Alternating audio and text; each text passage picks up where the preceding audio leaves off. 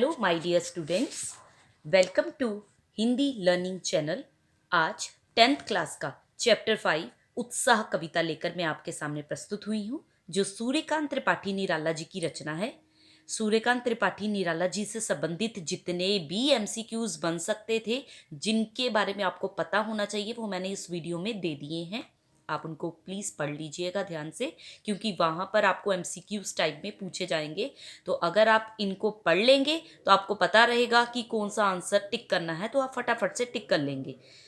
बाकी निराला जी ने ये जो उत्साह कविता लिखी है, ये एक तरह का आह्वान गीत है और ये छायावादी कविता है। ये निराला जी द्वारा रचित है। उनका जन्म 1896 ईस्वी में बंगाल के महिषादल राज्य में मेदिनीपुर नामक गांव में हुआ था और इनके पिताजी श्री राम सहाय त्रिपाठी उत्तर प्रदेश के जिला उन्नाव के निवासी थे। उत्साह शीर्षक जो है वो ऐसा गीत है जो निराला जी ने बादल को संबोधित किया है, और जो बादल है वो निराला जी का प्रिय विषय है। कविता में जो बादल है वो एक तरफ पीड़ित प्यासे जन की आकांक्षा को पूरा करने वाला है, और दूसरी तरफ वही बादल है जो नई कल्पना के लिए, एक नए अंकुर के लिए विध्वंस, विप्लव और क्रांति चेतना को संभव करने वाला है।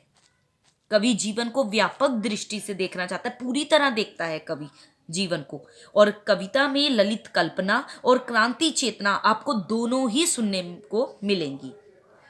चलिए कविता स्टार्ट करते हैं। बादल गरजो घेर घेर घोर गगन धाराधार, ओ ललित ललित काले घुंघराले बाल कल्पना कैसे पाले, विद्युत छवि उर में कवि नवजीवन वाले, वज्र शिपा नूतन कविता फिर बरदो बादल गरजो। घोर का मतलब भयंकर, और गगन का मतलब आसमान आपको पता ही है। धाराधर का मतलब बादल को कहा गया है। ललित का मतलब है सुंदर, और विद्युत छवि का मतलब है बिजली जैसी शोभा, और उर का मतलब आपको पता ही है, हृदय होता है, मन होता है, और वज्र का मतलब होता है कठोर, नूतन का मतलब नई। तो इस कविता में कवि जो है वो बादल से प्रार्थना करता है, क्या कि धाराधर ओ हे बादल, तुम घेर घेर घोर गगन, तुम आसमान में घोर गर्जना करते हुए पृथ्वी पर गरजो, जल बरसाओ। कवि क्या करता है, बादल का मानवीकरण करते हुए कहता है कि तुम ललित ललित काले घुंघराले, तुम काले घुंघराले बालों जैसे, ललित होता है सुंदर, सुंदर प्रतीत होते हो। बाल कल्पना के से पाले, कहता है कि तुम बाल कल्पनाओं के पाली जैसे लगते हो। बाल कल्पना क्या होती है, जो बालकों के काले घुंघराले बाल हैं उनकी जो कल्पना है, बादल जो है वो कैसे लग रहे हैं कवि को, बालकों के काले घुंघराले बालों जैसे लग रहे हैं, बाल कल्पनाओं के पाले जैसे लग रहे हैं। विद्युत छवि उर में कवि नवजीवन वाले, तो कवि कह रहा है तुम्हारे हृदय में, तुम लग तो कैसे रहे हो कि बाल कल्पनाओं के पाले जैसे, तुम्हारे हृदय में बिजली की, विद्युत होती है बिजली, छवि मतलब छवि, विद्युत की छवि यानी कि बिजली की छवि जो है हृदय, उर मतलब हृदय में समाई हुई है। कवि नवजीवन वाले, तुम नया जीवन देने वाले हो। वज्र शिपा नूतन कविता फिर भर दो। यद्यपि कवि बादल से प्रार्थना करता हुआ कह रहा है कि बादल को क्या कह रहा है वो, कि तुम्हारे अंदर वज्र जैसी, वज्र जैसी क्या है, कठोरता छिपी हुई है, पर नवीनता, नूतन कविता होती है नूतनता, कि तुम तो नूतनता लाने वाले भी हो, नवीनता भी लाने वाले हो। यानी कि नवीनता लाने के लिए ही तो ये वर्ड यूज किए थे कवि ने, विध्वंस, विप्लव और क्रांति। नवीनता तभी आएगी ये जब ये तीनों चीजें जरूरी होंगी।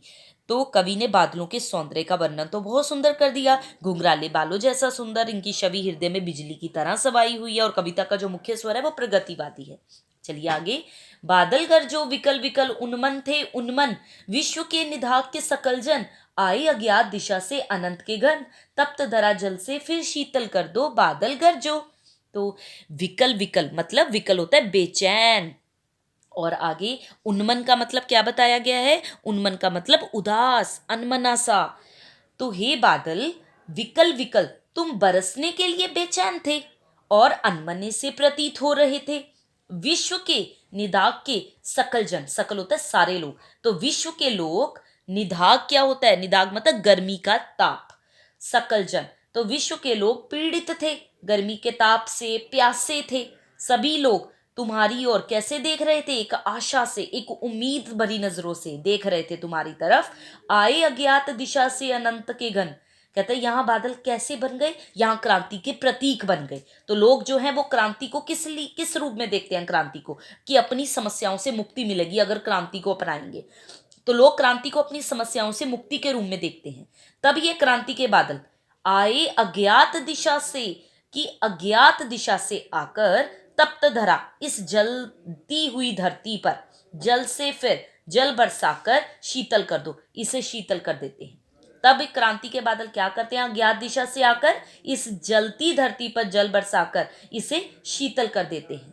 तो ये बादल एक और पीड़ित प्यासे जन की आकांक्षा को पूरा करने वाला है, दूसरी तरफ यही बादल है जो नई कल्पना, नए अंकुर के लिए विध्वंस लाने वाला है, क्रांति की चेतना को संभव करने वाला है। यानी कि भाव ये है कि कवि बादल के माध्यम से सामाजिक क्रांति का बुलावा देने वाले कवियों में से अपनी कविता में, सामाजिक क्रांति का आह्वान करने वाले कवियों से अपनी कविता में बिजली की कड़क के समान क्रांतिकारी स्वर भरने को कहता है। वो बादल से आह्वान करता है कि वो बरसकर पीड़ित प्यासे लोगों की आकांक्षा को पूरा करे। तो कवि इसी को साहित्यिक जगत में नवजीवन के संदर्भ में देखता है।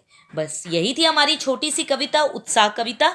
आप भी पूरे उत्साह से इसे पढ़िएगा, इसके क्वेश्चन आंसर अच्छे से याद कीजिएगा और अपना एग्जाम दीजिएगा।